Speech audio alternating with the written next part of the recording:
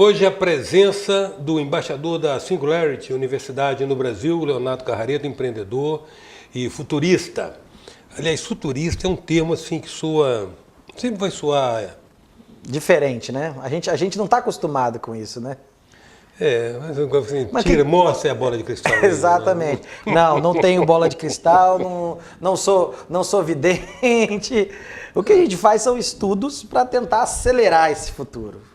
Tentar prever o desdobramento de certas tendências, né? Principalmente até onde elas chegam. Que a gente consiga escolher as coisas que a gente quer e acelere isso com tecnologia. Em geral, a tecnologia sempre foi essa vertente que levou para um caminho ou outro. Quando os automóveis foram inventados, o mundo mudou a forma como se portava, né? Aliás, então, logo será algo arcaico o automóvel, né? Eu acredito assim como a gente hoje coleciona carros antigos, ainda vão ter os saudosistas que vão buscar muitos carros antigos e vão colecionar e tudo mais, mas a gente prevê muito que as pessoas vão ter, assim como os aviões, né, que eles têm os dispositivos, você pode assumir o controle para fazer uma coisa ou outra, mas as pessoas vão poder fazer isso em breve e pretende melhorar bastante o trânsito. Eu acredito que o trânsito vai ser uma coisa que vai... Já foi pronunciado pela ficção científica, pela arte, a arte às vezes antecipa a vida, né?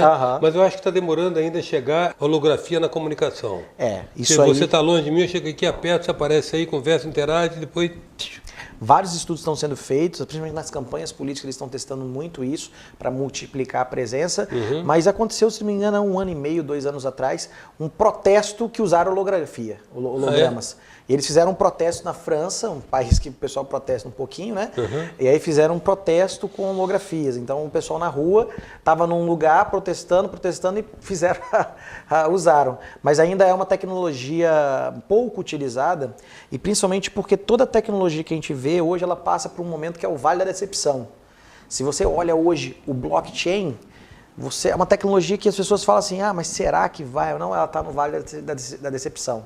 A gente ainda está validando e principalmente ela está se evoluindo. Mas de uma hora para outra ela acontece. E da mesma forma como você colocou os hologramas, eu acredito que muito rapidamente eles vão se desenvolver na sociedade. Eu não sabia que tinha esse nome, esse Vale da Decepção. Eu percebi, por experiência própria, uma depressão, ou seja, uma tecnologia lançada, ela vira um modismo, tem um impulso, Sim. Depois ela cai num recesso e longamente, ao longo do tempo, bem lentamente, ela vai subir no aclive. Se você reparar, a gente fala muito do telefone. Quando a gente começou com a telefonia celular, a telefonia celular ela não tinha rede, ela era um aparelho pesado, com baixa duração de carga. Então teve um período da decepção que, por mais que poucas pessoas tivessem acesso, elas usavam porque era muito útil ainda, mas era uma decepção. E aí, quando o tempo foi passando, idos principalmente da privatização da telefonia, ela começou a crescer e hoje a gente tem mais telefone celular do que escova de dente no mundo. A gente tem 7 bilhões de aparelhos celulares contra 4 bilhões de escova de dente. Você sabe que isso remete a uma questão paralela que não está sendo tratada? Para onde estão indo essas baterias todas? Existe esses lixos eletrônicos, é uma grande discussão, porque a gente está produzindo cada vez mais lixo eletrônico. Eles são degradantes do ambiente. Exatamente. Né? Entendeu? E já existe, por exemplo, até de algumas grandes empresas, o intuito de migrar de fontes produtoras para essas fontes produtoras de energia digital, a questão das baterias, do lítio e tudo mais, mas essa vai ser uma preocupação aí que a gente já está antevendo e que vai ser uma situação a ser resolvida. Léo, na edição de ontem você falou a respeito da transhumanização, né? Nós tivemos na Revolução Industrial o advento da máquina a vapor, ela substitui o esforço humano físico. Agora a AI está substituindo o esforço humano intelectual. Isso é uma coisa interessante de acompanhar e de perceber. Né? Nós estamos falando em learning machine aí, máquinas que aprendem sozinha. Exatamente. Quer dizer, nós estamos surfando uma onda que não temos noção de onde ela poca, né? Exatamente. A inteligência artificial, o machine learning, a capacidade das máquinas aprenderem, elas ainda vão nos surpreender bastante porque a gente vai ter assistência, a gente vai ter apoio de todos os robôs que puderem estar ao nosso lado. E isso até, por exemplo, para mim hoje, que estou numa fase que eu preciso fazer uma dieta, imagina que eu vou ter assistência para dedicar o que eu tenho que comer ou não, como eu tenho que comer ou não, inclusive com ele, com a inteligência artificial, utilizando dispositivos que podem me fazer sentir o prazer de comer uma picanha e estar comendo uma vagem. Então, esse tipo de situação, ela não é uma situação longe de acontecer, mas a gente vai vivenciar essas experiências. Se você colocar como as crianças vão já nascer interagindo com a inteligência artificial e como a gente já tem, por exemplo, mesmo os mais céticos que falam, olha, eu não vou me render a isso, não quero participar disso, a pessoa já está usando o Waze. Se ela pega um Uber, ela tem uma inteligência artificial falando para o melhor caminho para onde ela deve ir. Já está se familiarizando sem perceber. Sem perceber. Então, isso vai ser uma premissa desse futuro próximo que a gente está chegando, se aproximando dele. A presença hoje é de Leonardo Carrareto, empreendedor futurista e representante no Brasil da Singularity Universidade. A gente volta já.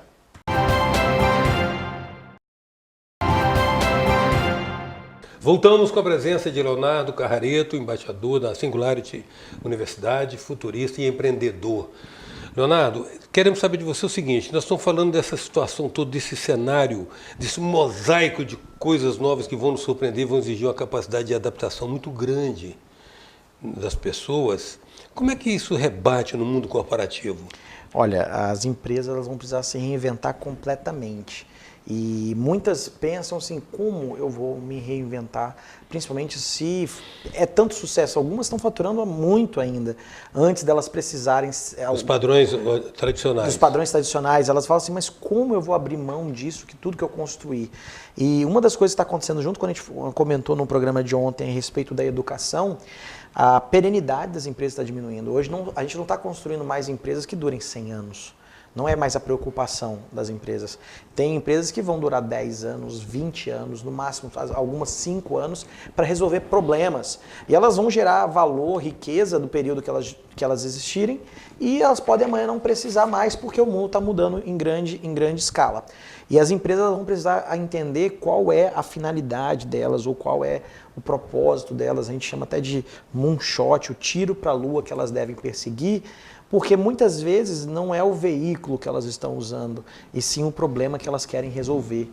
Se eu quero, enquanto Google, organizar toda a informação do mundo, amanhã pode não ser o Google, pode não ser o buscador. E por isso que o Google começou a se movimentar para criar até a Alphabet, né, que é a série de empresas que ela se organiza.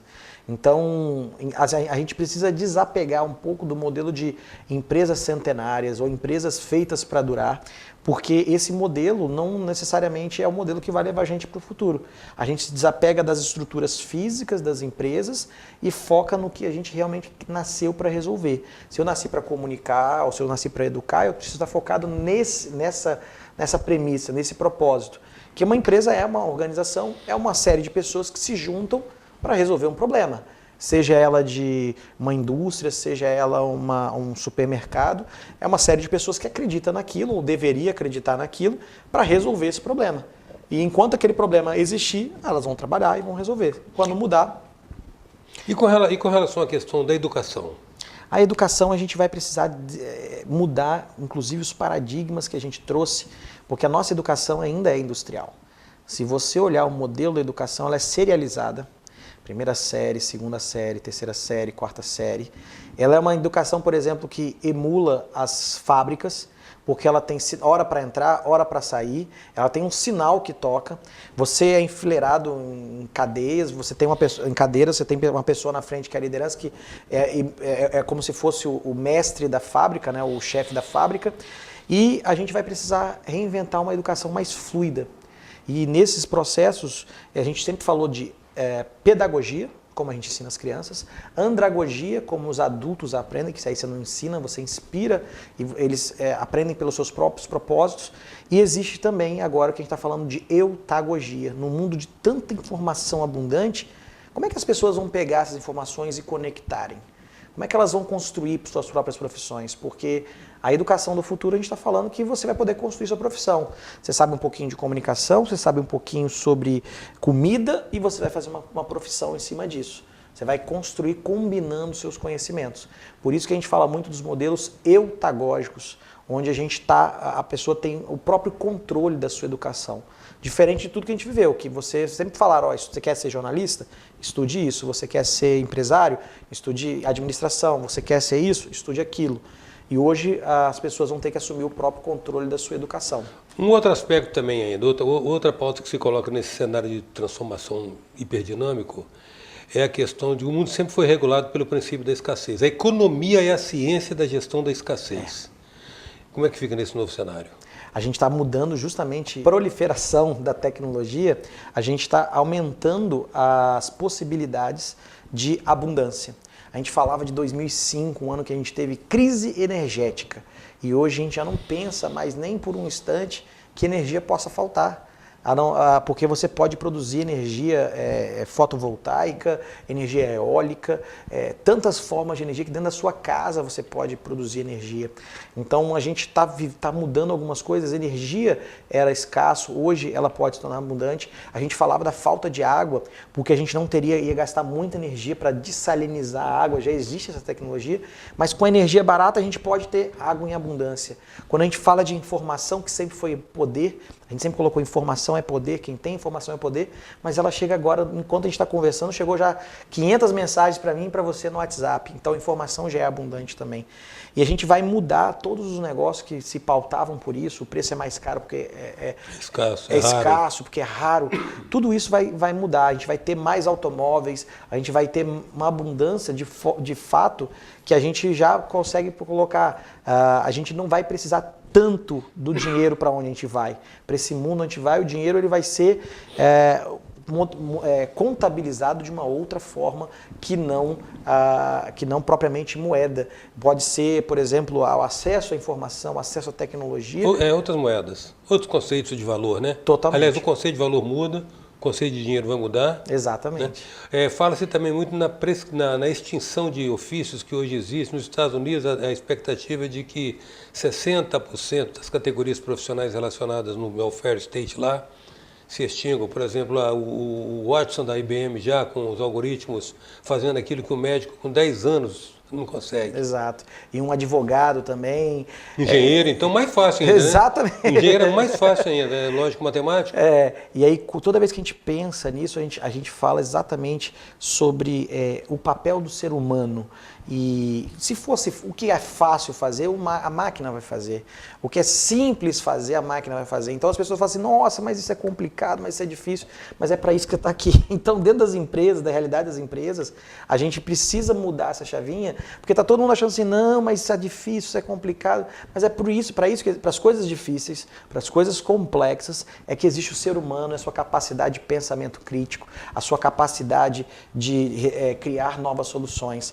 Existe uma frase incrível de um autor que eu adoro, que é o Albert Hubbard, que ele fala, um computador, uma máquina, ele pode substituir 1000 homens medíocres, mas um homem incrível, um homem genial, nunca será substituído por nem 1000 máquinas. Então, essa frase ela é muito forte para a gente refletir que qual é o papel do ser humano nesse novo mundo que a gente está vivendo, onde as máquinas vão substituir os trabalhos banais, as situações simples, e a gente precisa ser melhor, a gente precisa ser acima da média para figurar nesse mundo. O medo da distopia é de que até as tarefas mais complexas, talvez elas consigam resolver também. Exatamente, mas aí existe uma coisa seguinte, o que a gente não quiser fazer e que os robôs quiserem fazer, que eles façam. O que a gente quiser fazer e que os robôs também quiserem fazer, a gente faz os dois. É uma forma positiva de pensar. Muito grato, Léo, por estar aqui compartilhando conosco. Em outras oportunidades queremos tê-lo novamente para poder fazer sempre um upgrade aqui nessa informação. Afinal de contas, nossa pequena legião de telespectador está ligada nas pautas do nosso programa e nos assuntos que a gente promove aqui. E certamente é um deles. Com muito prazer, sempre é uma honra estar aqui na presença e principalmente estar aqui conversando com você, que a gente sempre troca muitas informações, eu aprendo muito nas nossas conversas. A presença hoje de Leonardo Carreto, empreendedor, futurista, representante no Brasil da Singularity Universidade. Até já.